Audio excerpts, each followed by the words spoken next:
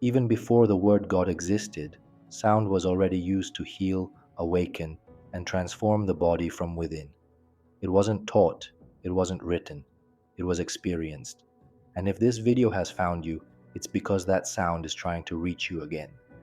In the secret temples of ancient Egypt, only a select group of initiates were allowed to chant it. And when they did, phenomena occurred instantly. The body vibrated, the mind calmed, and the soul awakened. And the most shocking part is that that sound has survived. It exists, and you will hear it here, but not yet. First, you must understand why it has remained hidden for over 3,000 years and what happens to those who dare to activate it incorrectly. Prepare yourself, because this sound is not just another mantra, and when you chant it, it reveals what vibrates within you. If these first words touched you, give it a like right away. It's not a trivial gesture, it's a silent signal that says, yes, I'm here, I feel this truth. And if you want to join the inner circle of those who go beyond, those who don't just watch, but choose to support this space of awakening, then subscribe, become premium. It's not just a simple registration, it's an alliance, because together we can keep this flame alive. The soul always knows how to heal itself. The challenge is to quiet the mind enough to listen to the sound of your own being. For centuries, even after the destruction of the great wisdom centers, even after the looting of temples and the burning of manuscripts, there was something that could not be eliminated, a frequency invisible, imperceptible to ordinary instruments. It continued to vibrate beneath the surface of existence, as if waiting for the right ears to be ready to listen. And every now and then, someone emerged who could perceive this subtle call. In different parts of the world, completely different traditions began to report the same phenomenon. Monks in the Himalayas, Sufi mystics in the desert, Taoist masters in the mountains, shamans deep in the forests. They all said the same thing, using different words. There is a vibration that reorganizes the internal field of the being. It requires no explanation or belief. When it happens, the body feels it. The mind falls silent. The being enters a state of coherence so profound that reality itself seems to realign in response. These experiences were not the product of imagination or mystical delusions. Today, with advances in neuroscience, they are not just a matter of imagination, but while science still struggles to measure it, initiates have always known how to perceive it. A person doesn't need to understand sound. Simply being in touch with it is enough. In some inexplicable way, it touches layers of the self that go far beyond reason. And that's when everything begins to change. Old fears disappear effortlessly. Emotional blocks lose their grip. The sense of separation begins to dissolve, and a new feeling arises. Not one of euphoria, but of alignment. As if everything were finally in its right place. As if something inside you, misaligned for lifetimes, had finally been repositioned. This kind of impact isn't superficial, it reaches the deepest parts of us in the accounts preserved by the hermetic traditions and in the records of the Sufi masters. This feeling of cosmic belonging isn't a belief, it's an activated vibrational memory, a silent reminder of what has always been true but was buried beneath layers of mental noise, emotional trauma, and social conditioning. But the most intriguing part is that this didn't just happen during rituals or moments of devotion. Many reported that after continued exposure to this frequency, toxic relationships dissolved naturally. The body responded with greater vitality. Intuition became more frequent and reliable. It was as if life around them began to reflect their new vibrational field. But not everyone was ready for what came next. The heart, not the physical organ, but that vibrational center the ancients called the throne of essence, is the gateway to a radically new perception of reality. Fragments of the Hermopolis papyri linked to the secret teachings of Thoth describe a crucial rite of passage. Initiates were led into a chamber immersed in darkness and absolute silence. Here, deprived of all external stimuli, they sought neither visions nor divine revelations. Their goal was more profound, to listen to the sound arising from within, the primordial vibration that every being holds within the core of their energy field. This sound, the unique and irreplaceable vibrational signature that defines us beyond every mask, was the key to awakening the throne of essence. Only in silence, in fact, could that frequency emerge undistorted, revealing to the initiate their true nature and, with it, the power to transform the reality around them. The texts didn't speak of chakras. That concept didn't yet exist under that name. They referred to the heart as a mirror that, touched by the right frequency, revealed what had been forgotten. The sound wasn't just a sound, it was a code that was activated when it reached the heart. This activation didn't happen through effort, it couldn't be forced. It arose spontaneously, like sunlight streaming through a window that was finally open. And what you saw there wasn't a new version of yourself, but the original being, the aligned vibration, the intact consciousness, the core untouched by the world's programming. The sound that activated all this didn't need to be loud. Often it was almost imperceptible to the physical ear, but the heart heard it, and as it listened, it expanded, not in size, but in scope. The sensation was one of inner lightness, but also of power, as if something sacred had awakened and was ready to take command. The walls of the inner temple began to vibrate. The person knew, without being able to explain how, that something had changed forever. That's why this sound was never sung outwardly. It wasn't used to impress anyone. It was too sacred to be shown. Its purpose wasn't to create a spectacle, but to open portals, and the main one was the portal of return to oneself. When this portal opened, the previous frequency no longer made sense. Thoughts lost their grip. Dramas lost their weight. Identity began to dissolve. Not like someone getting lost, but like someone finding themselves for the first time. From that moment on, there was no turning back. Because once the vibration of essence is perceived, it becomes a reference. The body recognizes it. The soul desires it. And anything out of alignment with it begins to become unbearable. Not out of rejection, but out of vibrational incompatibility. And that changes everything. The inner world no longer accepts the old noise, and that's when something even deeper begins to stir, an internal pattern, a silent sound that has always been there, but that the rush of your mind has never allowed you to hear clearly. That sound is your vibrational signature. It's not a specific melody or mantra, it's an invisible tone that your being constantly emits. And even if no one can hear it with their ears, everything around you feels it. People, situations, choices, even the recurring patterns in your life respond to that frequency. Every being is born with this signature. It's unique, like an energetic imprint that represents who you are at your core. But over the course of your life, this original vibration is overlaid with layers. Layers of fear, guilt, expectations, and inherited conditioning. And so, without even realizing it, most people begin to live in dissonance with their own nature. This disconnect isn't visible at first. It manifests as dissatisfaction without a clear cause, as the repetition of destructive patterns, as profound tiredness even after rest, as a constant feeling of living someone else's life, or carrying an emptiness that nothing can fill. Not because something is missing on the outside, but because what vibrates within is stifled. And that's why the sound preserved in the Thoth traditions doesn't act as a remedy.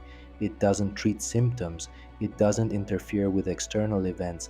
It simply emits a pattern so pure, so primordial, that when it comes into contact with your field, everything out of tune begins to collapse, not by force, but by vibrational incompatibility. Sound doesn't impose, it reveals. And when your signature begins to resurface, everything changes. It's as if your body is saying, "This is how I vibrate when I'm whole." The soul recognizes that memory. It expands. The field reorganizes. And what you were trying to forcefully change begins to lose its grip naturally. Relationships that no longer support your frequency fade away. Repetitive thoughts lose their power. Emotions you've carried for years simply dissolve because they no longer vibrate at the same level. But perhaps the most impressive part is realizing that the moment you begin to vibrate as who you truly are, things that once seemed distant or unattainable begin to find you. Not by magic, but by alignment. You stop chasing and start attracting because the field around you clearly communicates who you are. And the universe responds. And all this happens not because you've become someone else, but because you finally have access to what has always been within you, what had been suppressed, distorted, hidden under layers of survival. Now, for the first time in a long time, you can hear the sound of your own presence.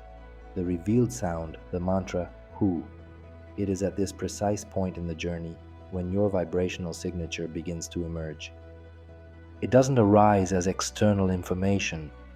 It pulsates as if the very field around you begins to vibrate with something you can't explain but instantly recognize. It's the turning point, and the sound, kept secret for millennia, is simple, direct, and so powerful that it can't be tamed by doctrines. This sound is who. It's not a word with a logical meaning. Who doesn't have a definition. It carries vibration. And this is precisely why it transcends the intellect. It doesn't need to be understood, only sung. It emerges as an ancestral vibration rising from the center of the self and projecting outward like a ray directed toward the origin. This was the sound practiced in silence among Egyptian initiates, then preserved by Sufi masters and passed down within the closed circles of seekers of truth. Thoth called it the breath of essence. And that name wasn't poetic, it was literal because Hu arises from the breath, but not from just any breath. It arises when the air is charged with intention, when the sound carries the vibration of purpose. When chanted consciously, Hu follows a very specific internal path. It passes through the throat center, vibrates the chest, descends to the solar plexus, and from there radiates throughout the entire energy field. The effect isn't immediate, like an explosion. It's silent and progressive. The vibration begins to untie knots, clear areas of confusion, dissolve dense patterns. Little by little, the body feels it. The heart opens, the mind slows down, and a new frequency begins to make room within. Who reorganizes, recalibrates, restores, not like an external miracle, but like a natural realignment with your own source. This sound does not depend on elaborate rituals or a specific environment. It requires no guides or interpreters because it is not knowledge. It is activation. The power of Hu lies precisely in its simplicity, and this is why it has been protected for so many centuries, because it can only be truly accessible to those willing to be silent, to listen, and to remember. To remember that there is nothing outside that needs to be venerated. Knowing what the sound is doesn't change anything. Knowing that the sound is Who doesn't transform anything, because the power of sound lies not in its name, but in how it is used. And this is what separates those who simply hear it from those who truly resonate with it. This is precisely why Who cannot be reduced to a spiritual technique or another mystical instrument. It wasn't created, it was perceived. And when emitted with awareness, it begins to produce real, measurable, and profoundly transformative effects on the human environment. The body reacts, the mind responds, and the energy field silently reorganizes.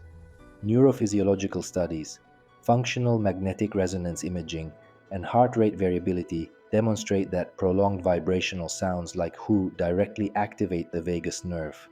This activation releases neurotransmitters. The heart rate slows, breathing deepens, and the body enters a state of spontaneous repair. At the same time, the two hemispheres of the brain, which usually operate in distinct and sometimes uncoordinated patterns, synchronize. This neural coherence promotes mental clarity, total concentration, and a state many describe as peaceful lucidity. It's as if the mind stops jumping from one stimulus to another. But perhaps the most powerful effect of Who occurs in the center of the chest. The sound reverberates in the heart, and when this happens, the electromagnetic field generated by this organ, which is already naturally the strongest in the body, expands, Literally, a person's personal magnetism increases. Their field begins to emit a clearer, more stable, more vibrant frequency, and the world around them begins to notice that vibration. The ancients knew this. In the Thoth mystery school, this phenomenon was called Sekkim awakening. Sekkim was the name given to the life force that animates all existence. When it awakens, the body ceases to operate in survival mode and begins to function in expression mode. In other words, energy is no longer used to protect, resist, or hide. It is used to create, manifest, and radiate. This awakening requires no effort, but it requires truth because who doesn't mask, it doesn't cover, it reveals. And if there's inner noise, resistance, or repressed emotion, sound brings it all to the surface, not to punish, but to purify. And this is where an often overlooked detail lies: who, as a vibrational mirror of your emotions. Contrary to what many think, who isn't a magical code that changes your vibration on its own. It's not a tool that improves you. It's a mirror, a vibrational mirror, and what it reflects is exactly what you're carrying in that moment. If you chant Who with an open heart, in a true state of surrender, gratitude, or silent love, it returns that state in the form of vibrational expansion. The field opens, the energy flows, the connection occurs. But not if you chant Who with fear, resistance, urgency, or doubt. In Hermetic records, this was considered a golden principle. Sound doesn't transform before revealing. First, it brings you face to face with your own frequency. It shows you where you are. And only then, if there's truth, does it reorganize the field based on what's real, not what you want to appear. This is why, even in silence, who can trigger tears, shivers, and forgotten memories that return. Not out of nostalgia, but because the vibration begins to break. This revelation isn't always comfortable, but it's liberating. Because when you see what truly vibrates within you, you're no longer a prisoner of the unconscious. You stop living on autopilot. You begin to choose what you want to vibrate. And when that choice is conscious, who becomes a bridge? It connects what you feel with what you emit. And that's when the real magic begins. Because by repeating who daily with presence and intention, emotion, thought, sound, and breath synchronize. It's as if the parts of your being that were misaligned, body, mind, energy, and soul, began to move together. This is the coherence that attracts. This is the vibration that transforms. And with this practice, something even more unexpected happens. It's not just what's inside that changes. What's outside begins to respond differently. People who had disappeared, situations that seemed stuck begin to move without you forcing them. Paths that were once unclear become visible. Not because the world has changed, but because your vibration has become so clear that it begins to shape the field around you. This is the reorganization of the etheric field. The invisible field that surrounds you begins to align with the vibration you authentically emit. And this field is not abstract. It is the link between you and every experience in your reality. When it changes, everything changes. Relationships resonate or dissolve. Opportunities appear where there was once silence. Time seems to bend to support what is in tune with your new state. And the most powerful realization is that you are not doing all this by force. You are not manipulating. You are simply vibrating, and the right vibration reorganizes everything. And when you vibrate from your essence, the inner sound becomes louder than any external noise. The world no longer pressures you in the same way. Other people's opinions lose their power. Old fears lose their echo. And what once defined you no longer makes sense. This is where practice takes root. This is where life begins to change. Not because you struggled, but because you finally aligned yourself. Who is not about changing the world? The secret technique, how to use Who. Now that you've already perceived the vibrational shift, now that your field has begun to respond and the silent sound of your essence has made space, it's time to cross the bridge between feeling and sustaining. Because activation doesn't end when you understand, it begins when you practice. And Thoth made this very clear in his oral teachings. It's not enough to know. You must experience the sound. And leaving the sound means practicing it with full presence every day until it ceases to be an external vibration and becomes an extension of who you are. This practice doesn't come from books or modern formulas. It has been passed down through generations of initiates of the Hermetic school, preserved in silence because it couldn't be shared. It was shared only with those who were ready to listen with their bodies, not with their ears. The body is the temple, and who is the sacred breath that activates the inner chambers of that temple? This technique is simple yet powerful, and now that you've come this far, you're ready to receive it. Find a quiet place, a space where you can be fully present, without rushing, without interruptions.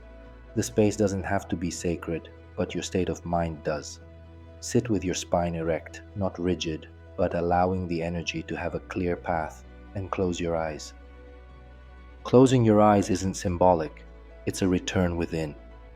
When you close your eyes, you open your inner vision, and it's with this vision that the practice begins. Inhale through your nose for 4 seconds. Don't just fill your lungs. Expand your abdomen as if to make room for something ancestral that settles within you. It's important to be aware of the air coming in. It's not just oxygen, it carries information. Hold your breath for 2 seconds and bring your full attention to the center of your chest. Don't force any feelings. Simply feel the space.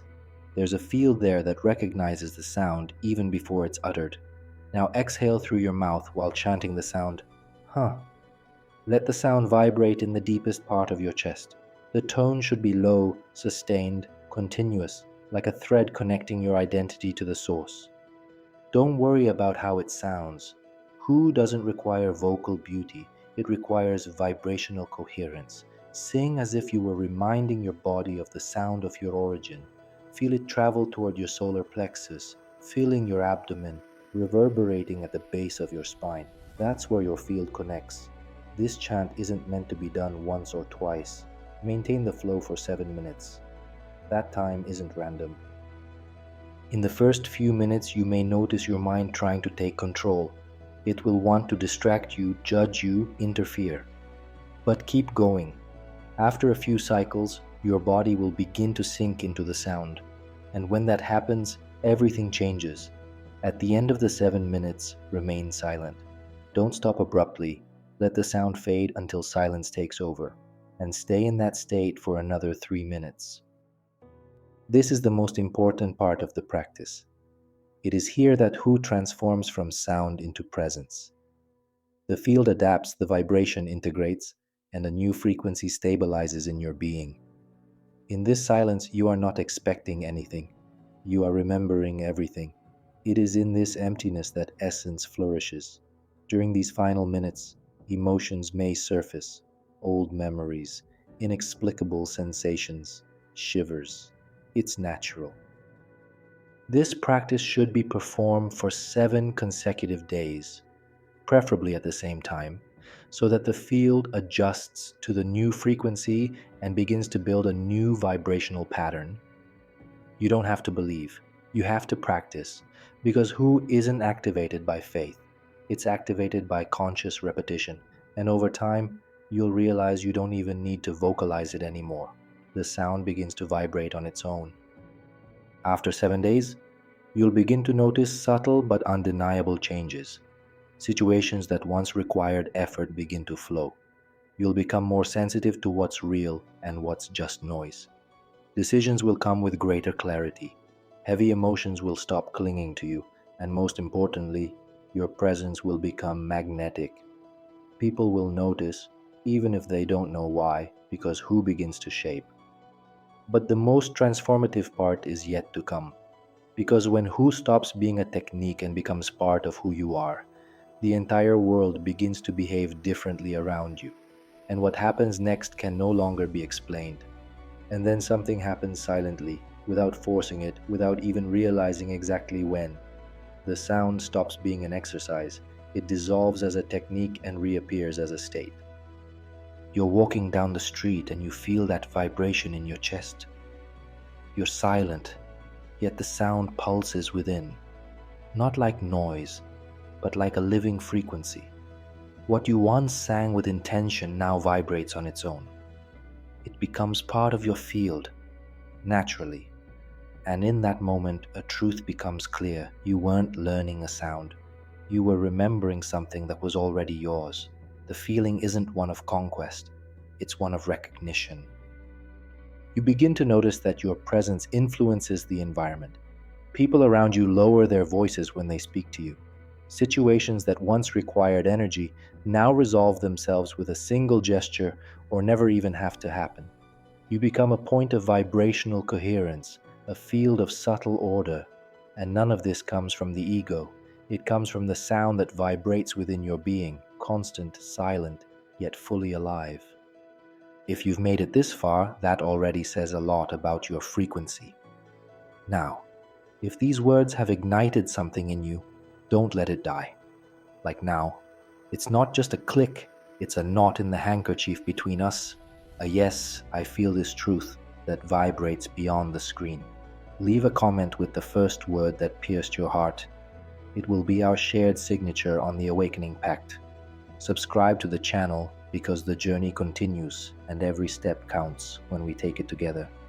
Thank you for being there, for being present, for no longer being just a spectator, but a living part of this awakening. The road is long, but today you have found traveling companions. See you soon.